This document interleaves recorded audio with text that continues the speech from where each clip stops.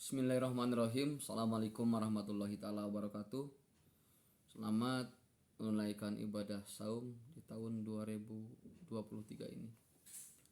Semoga kita semua mendapatkan ridho dari Allah Subhanahu wa taala, dilindungi oleh Allah Subhanahu wa taala sehingga kita dapat melaksanakan saum yang mulai hari ini hari pertama sampai dengan selesai. A'udzubillahi minasyaitonirrajim. Bismillahirrahmanirrahim.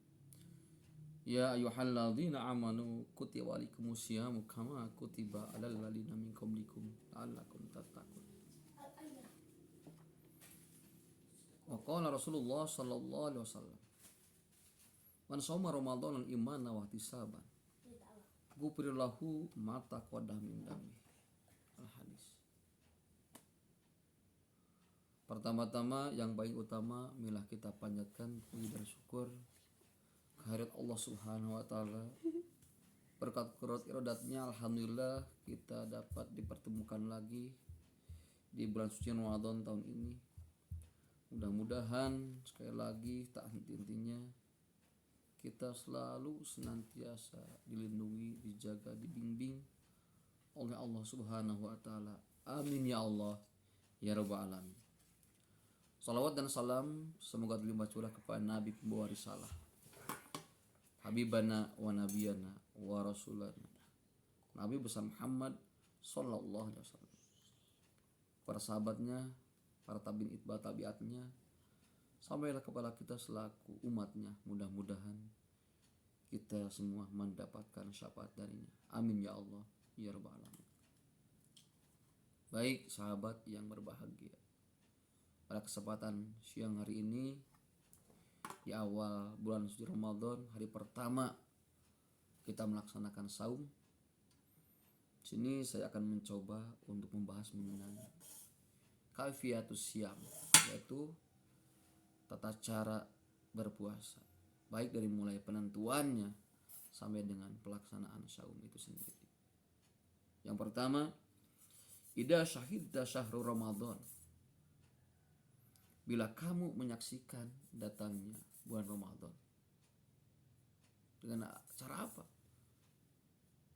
Yaitu dengan cara yang keduanya kita harus, atau yang pertamanya kita harus berbahagia. Ahlan wa sahlan ya syahrul Ramadan. Dengan hati menyambut masuk Ramadan itu dengan hati yang penuh kegembiraan. Ghufirlahu ma taqaddama min dambi.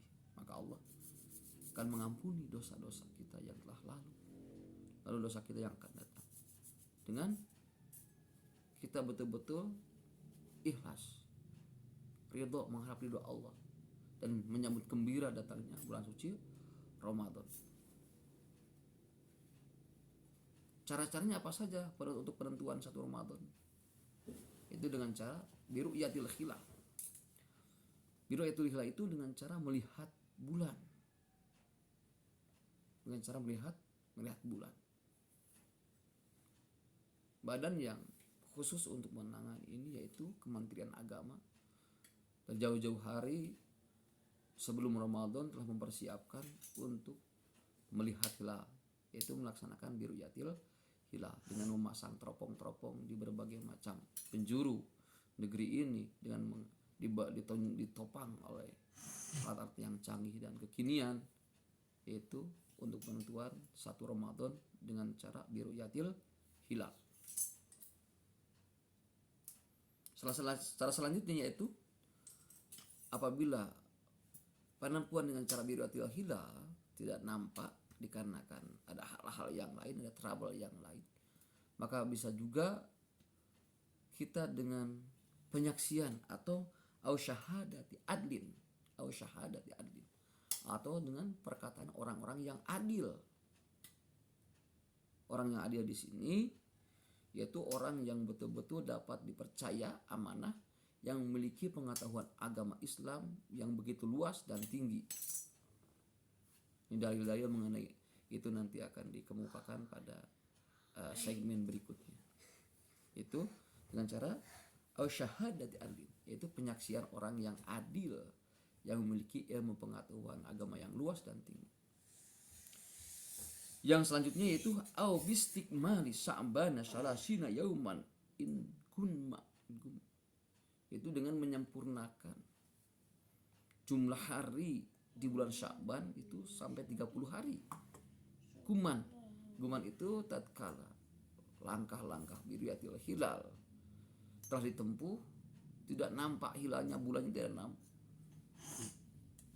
karena berawan ataupun ada hal yang lain sehingga hilalnya pun gak nampak. Itu bisa menyempurnakan jumlah hari di bulan Sya'ban itu sampai dengan 30 hari ya, dengan 30 hari gitu.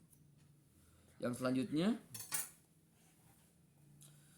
bil hisab, atau dengan cara hisab.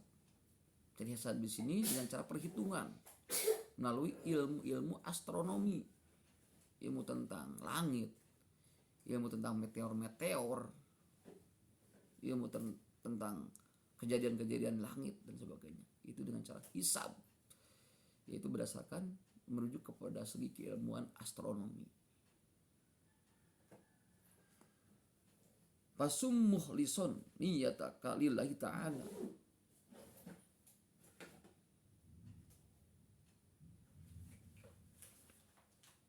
Maka puasalah dengan ikhlas senantiasa karena Allah Subhanahu wa ta'ala.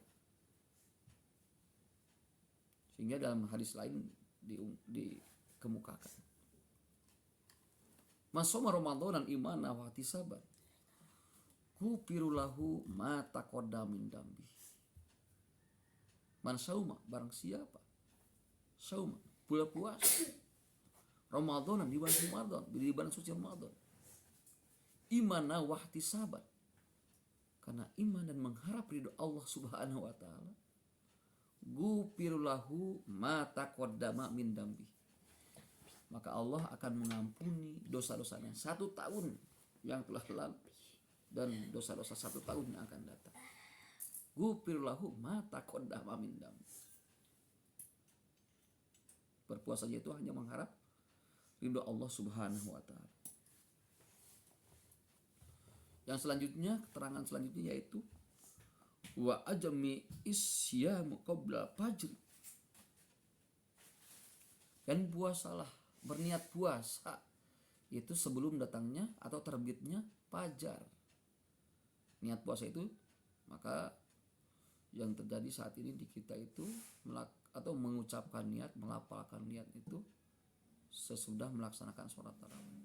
Di sini ada 2 alternatif ya. Yang pertama, kita berniat puasa 1 bulan full ya, itu dengan cara dengan cara Indonesia atau sebagainya, ataupun kita berniat puasa di malamnya setelah kita melaksanakan sholat tarawih ya, 1 hari itu bisa. Fungsinya kita niat 1 bulan itu untuk mengamankan dalam hal niat. Tatkala kita lupa, itu bisa dihandle oleh niat 1 bulan itu. Namun kalau kita mengejar keutamaan, alangkah baiknya ya kita membaca niatnya setiap malam tatkala kita esok harinya melaksanakan saum atau berpuasa. Itu niatnya harus sebelum terbitnya fajar, yaitu wa ajmi isyama qabla fajri. Selanjutnya, illa antakuni haidan au nasa'a fa'aftiri waqdihi fi yaumin akhara wa in kunta maridon au ala safarin falakal iftaru summakdihi mutatabi'an au mutafarriqan fil ayamin ukhar.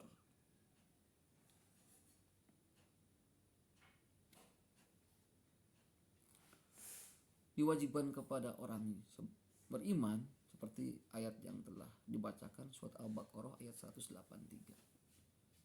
Tapi ada kecualinya bagi orang yang haid itu kan itu sunatullah, itu biasanya itu haid itu adalah kepada kaum perempuan. Ada pengecualian dalam pelaksanaan puasa atau saum untuk perempuan, yaitu tidak diwajibkan kepada perempuan yang haid, itu tidak wajib. Yang kedua, kalau perempuan yang nifas juga tidak wajib atas berpuasa. Abi. Bila mana kamu sedang menderita sakit, itu untuk yang sakit juga sama.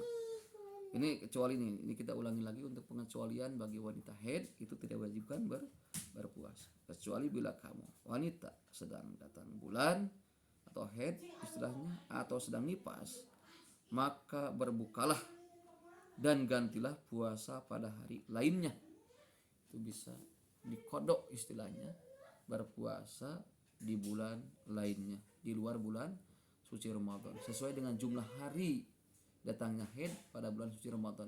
Contohnya kalau misalnya datangnya haid di bulan suci Ramadan itu 3 hari ataupun lamanya itu 15 hari, maka kodenya pun harus 15 hari di bulan di luar Ramadan, di bulan lainnya.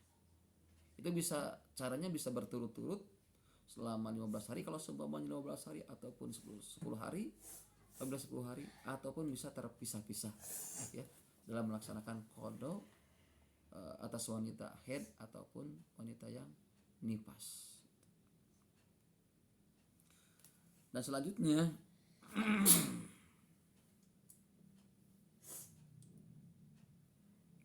wa in kunta maridon au ala safarin falakal iftaru summak bihi mutatabian au mutafarriqon bi ayyamin ukhor.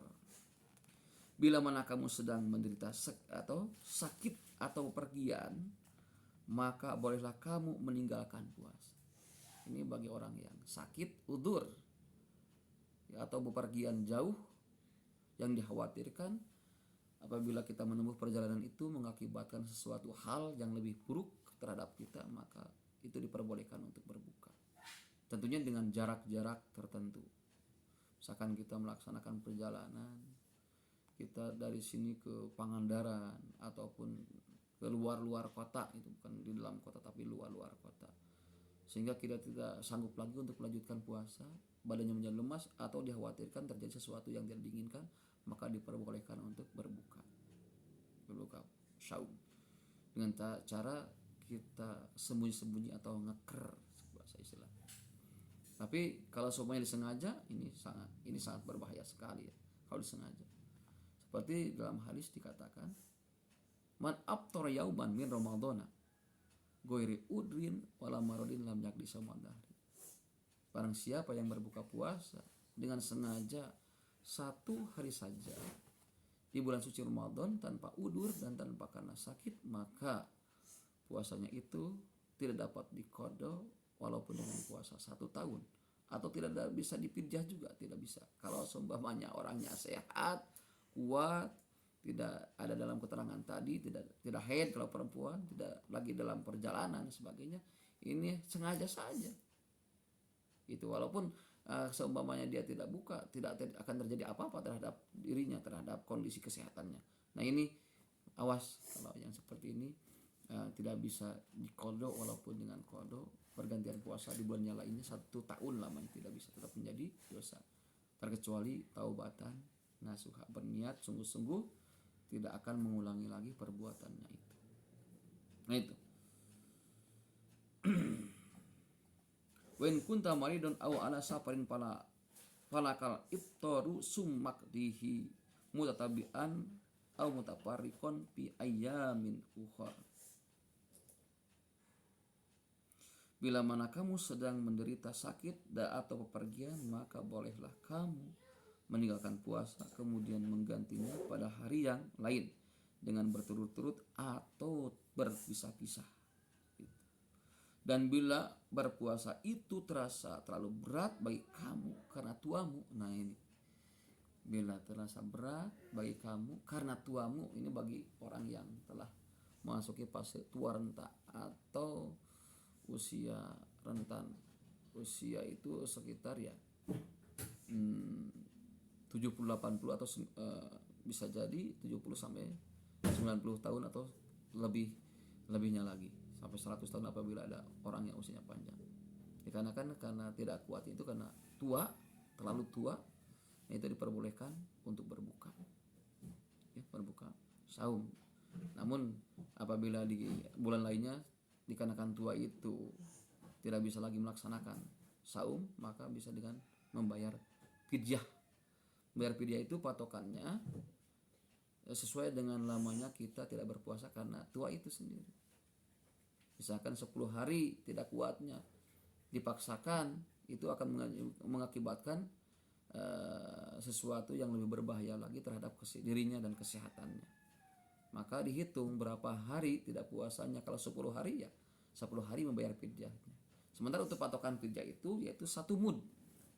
1 mud itu memberikan makanan terhadap fakir miskin sebanyak, kalau di kita itu beras ya. Beras untuk makanan pokok yang dijadikan sebuah kekuatannya itu beras. Ini berarti artinya setiap hari harus memberikan makan atau memberikan beras kepada fakir miskin sebanyak 1,5 ya. 1,5 atau 1,5 liter setiap harinya kepada fakir miskin. Kalau 10 hari ya tinggal kalikan aja kelipatannya itu. Berarti berapa gitu. Ya, berarti 15 liter ya. Kalau supaya satu harinya 1,5 liter fidyah dikarenakan tua itu kepada memberikan atau beras kepada fakir miskin. Dan bila berpuasa itu terasa terlalu berat bagimu karena tuamu atau sakit lama yang diprediksikan tidak sembuh, bagimu karena tuamu atau sakit lama yang tidak dapat diharapkan sembuhnya, maka boleh berbuka tetapi berfidyah tadi ya. Berfidyah dengan memberikan makan kepada orang miskin buat setiap harinya 1 mud. Begitu juga karena mengandung atau menyusui itu. Berarti itu hukumnya untuk ibu yang mengandung atau ibu yang menyusui, jangan memaksakan diri.